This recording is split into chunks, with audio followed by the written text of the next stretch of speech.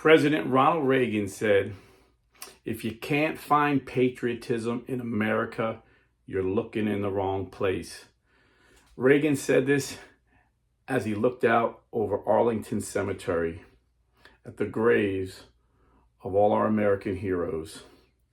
And today, we've added many through the war on terror, through the war in Afghanistan, Iraq, the Persian Gulf, Mogadishu. And the average age of these heroes are mere 22 years old. So yes, if you can't find patriotism in America, you're looking in the wrong place. But I found a new place for you guys to look. The University of North Carolina at Chapel Hill. You see, we've all been getting disgusted with these Marxist students in these rich, elite, privileged Ivy League schools like Columbia and Harvard, shouting death to America, death to Israel, kill the Jews, down with colonialism, as they pull down our American flags and put up Palestinian flags. But when they went to do this the other day at the University of North Carolina, a group of men, young men from one fraternity said, no, you ain't touching our flag. And they protected the American flag. And one of the students said, hell no, they ain't touching our flag. When he was interviewed, they said, number one, we love our country and we love what the flag stands for. But number two, we just had 4 hero cops killed and that flag was at half mast. These students had no respect. They were going to rip that down and put up a Palestinian flag.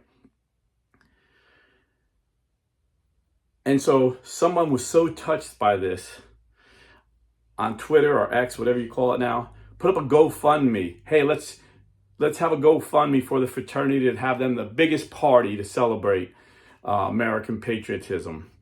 Within like 24 hours, that GoFundMe had over $500,000 in it. Don't tell me America's not patriotic anymore, brothers and sisters. And then John Rich, one of the biggest country music stars in America, tagged onto that GoFundMe, said, hey, I don't know how to get a hold of you guys, but when you have your party, I'm bringing my band. Me and the boys will be there to celebrate. And then Bikers for Trump in North Carolina said, John, you better rent a big venue because there's going to be 50,000 people there at least.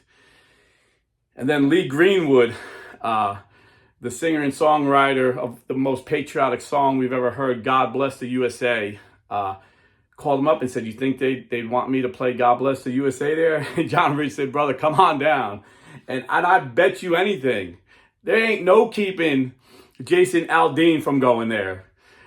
You're going to have some of the biggest country stars there. This is going to, maybe that venue won't be big enough to be as big as Woodstock, but I guarantee you, they're calling it Flagstock.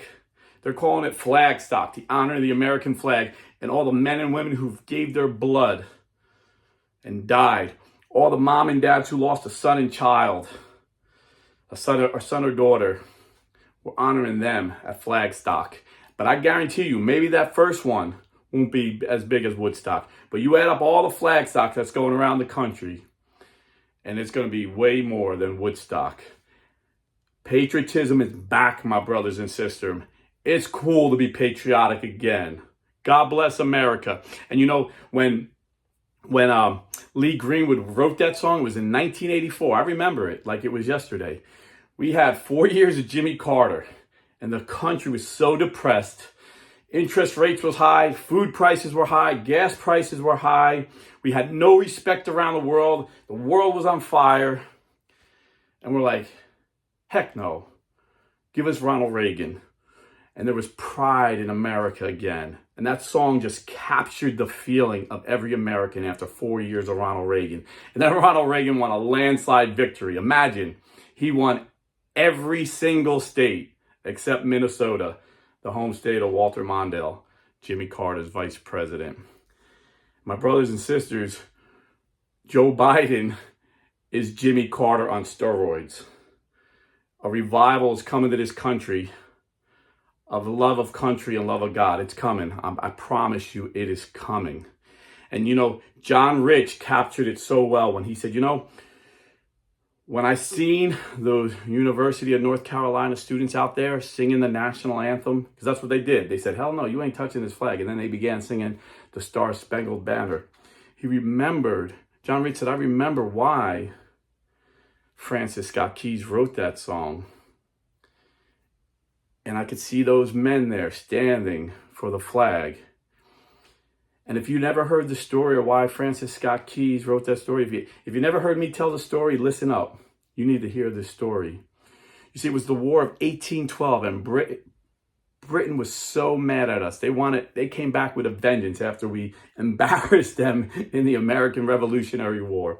So War of 1812, at Fort McHenry, there's a ship parked out, docked maybe a mile or so, I don't know, from Fort McHenry. And a young lawyer named Francis Scott Keys gets on a rowboat, goes up for a prisoner exchange. He says to the captain, hey, I'm here for a prisoner exchange. And the captain said, nah, there ain't going to be no prisoner exchange today. You see those ships over the horizon coming? And he looked and he said he's seen hundreds of British ships. This was the greatest navy in the world at the time. He said, on my command, they're going to bomb your fort.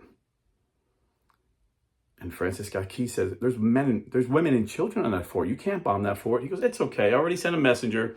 And you see that big flag over there, right above the ramparts? I told them, if they lower that flag, we'll take that as a sign that they surrendered and we'll stop the bombing. So Francis Scott Keys was like, well, can I go see our prisoners? He's like, yeah, you can go down. They're down below. So he goes down, he sees our prisoners chained up, shackled, filthy, hungry, depressed. And I'm like, Francis, what's up? And he's like, listen, guys, I came for a prisoner exchange, but he said they're going to bomb the fort unless the fort surrenders. So all the soldiers like, oh, they can't surrender. Please, God, don't let them surrender. And Francis said, well, I don't know. Well, I guess we'll know by tonight if they're going to surrender. So they all prayed that the Lord would give fortitude to the soldiers at Fort McHenry, that they wouldn't surrender and they wouldn't lower that flag. And they said, Francis, please go up and keep us posted what's going on. So the messenger came back and told the captain, they said they're not going to surrender. And he goes, oh, they'll surrender. So he said fire, and all these battleships are shooting at this fort. And it's going through the night, and the prisoners are yelling up, Francis, does the flag still stand? And Francis says, yeah, the flag's still standing, guys. And as the darkness came, Francis was having a hard time seeing it. But then the bombs bursting in air gave proof to him that the flag was still there. And he said, the flag still stands, guys. And the guys were like, praise the Lord, praise the Lord. Then it got really dark and cloudy. And even with the bombs, Francis couldn't tell if the flag still stood. And all the prisoners shouted, Francis, does the flag still stand? And he goes, guys, I don't know, man. I can't see it. I can't see it. But then at the dawn's early light, when the sun came over the horizon, Francis seen the flag waving and said, the flag still stands. And the men shouted praises to God Almighty, thanking Jesus that the flag still stood. And then Francis Scott Keys overheard the captain say to his first mate, how the heck is that bloody flag still standing? I aimed our biggest guns right at that flag. So the first mate looked through his telescope and said to the captain, Captain, the flag is being held up by dead Americans. He's like, what? He's like, Captain, look, there's dead Americans. Apparently, when one was holding the flag up and he died, another climbed up on him. Their bodies are about 30 high of dead Americans holding up the American flag. God bless America. Our flag has been held up for 200 years by dead Americans. Whether it was the Revolutionary War, the War of 1812, the Civil War, World War I, World War II, Korea, Vietnam, the War on Terror. Dead Americans hold up our flag. And you're going to disrespect it by pulling it down? Hell no. And then Francis Scott Keys said he overheard the captain saying, I can't believe this bloody flag is held up. I can't believe it. And he said the captain was getting so mad. And then Francis Scott Keys said he remembered the words of George Washington when George Washington said, the Christian American would rather die on his back than live on his knees. And this is what John Rich was talking about. How Americans love freedom. We love freedom. And those kids understood that. They understood what the flag meant. And it's spreading throughout the whole country, all throughout, Northeast. We still got, a bunch of liberal colleges, but throughout the South and Southwest, colleges all over are protecting their flag, going around their flag, singing the national anthem, reminding us what that flag stands for. So don't lose hope. There's hope, and it's coming back fast. 4 years of Joe Biden's is giving us hope, because people don't want that. They see, sometimes you don't know what you got till you don't have it no more. After 9/11, I'd never seen this country so patriotic. After 9/11, George Bush, a Republican hated by all Democrats, went to a blue state, New York City, and New Yorkers gave him a cheering, standing ovation when he got there. When George Bush said, "Those terrorists are going to hear all you guys soon," they went crazy, clapping and standing a stand ovation.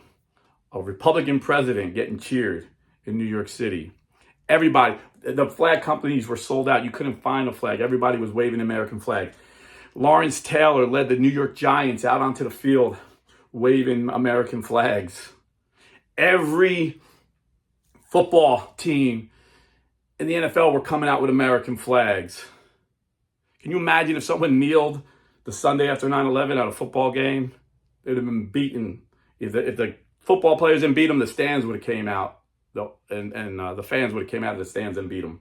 But then what happened? What happened was Barack Obama, who went to Columbia and Harvard and got this Marxist indoctrination. He actually said in his own book, I heard it on tape, I heard it in his own words, that his favorite professors were the Marxist professors.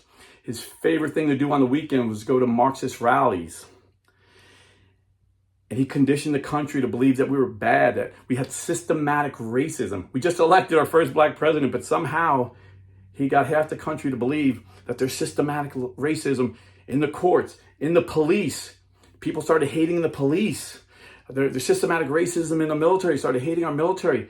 They started hating our flag. They started kneeling at football games. They wouldn't stand for our flag and stand for the men and women that died. It was so disgusting. But 8 years, Barack Obama gave us this. But then Donald Trump came. And he said things so outrageous that made the Democrats' head go on fire. Things that a lot of us wish he didn't say. But he showed them that freedom of speech is a bedrock of America. And though he wasn't the most religious person, he protected religious freedom greater than any president in my lifetime. And he showed religious freedom still matters to Americans. And this is why right now I'm talking to Democrats that never voted Republicans that are telling me they're voting for Trump because they're sick of this. They're sick of this Marxism, lawless society where cops are beating and the people that beat them don't even have to pay bail. They let them out the same day. Flags are being ripped down by our students and putting up terrorist flags and praising Hamas and calling death to America. We're tired of it. Patriotism is back. I made a video a couple days ago where this came from, also in the colleges, that $8 billion have come from Arab countries in the last couple of years, funding these Harvard, Columbia, Yale. And there's, $8 billion comes with a catch, You want to make our country look good. So they're getting anti-Semitic, anti-American professors bashing Israel, bashing America, indoctrinating these students. They're not teaching these students how to think. They're teaching them what to think. And what they're telling them is America's evil, Israel's evil. And a percentage of them are believing this, But like I said, patriotism back. Most of these students are saying, heck no, we don't believe this, And they're finally, even in these blue states, they got to arrest these kids because they're just getting so out of hand. And they're finding out like a third of them aren't even students there. They're professional Democrat activists that George Soros pays. You notice all the tents, all those pup tents are the same. They're George Soros is buying these guys the pup tents. If you don't know who George Soros is, he's the biggest donor. He's a billionaire, the biggest donor to the Democrat Party. And he funded the Black Lives Matter movement, really the Black Lives Marxists. And the same thing, we found that a good third of these people weren't even a part of the movement. They were just George Soros funded activists. And then, they always get enough dumb students because they've been indoctrinated to follow along with them, But like the guy that Barack Obama and Hillary Clinton said they loved, he wrote Rules for Radical. Saul Alinsky said, the issue is never the issue. We'll just use an issue to advance our Marxism. The Black Lives Marxists could care less about black people. You see their leaders, they took all their money and bought $1 million homes and went on $1 million yachts. It wasn't about civil rights. The issue was Marxism. And even in their charter, they tell you they're Marxists. And with these people that are saying they're pro-Hamas and Israel's evil, it's not about Israel. It is not about Hamas.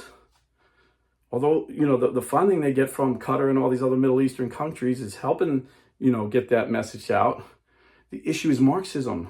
They hate America. They hate capitalism. They hate freedom.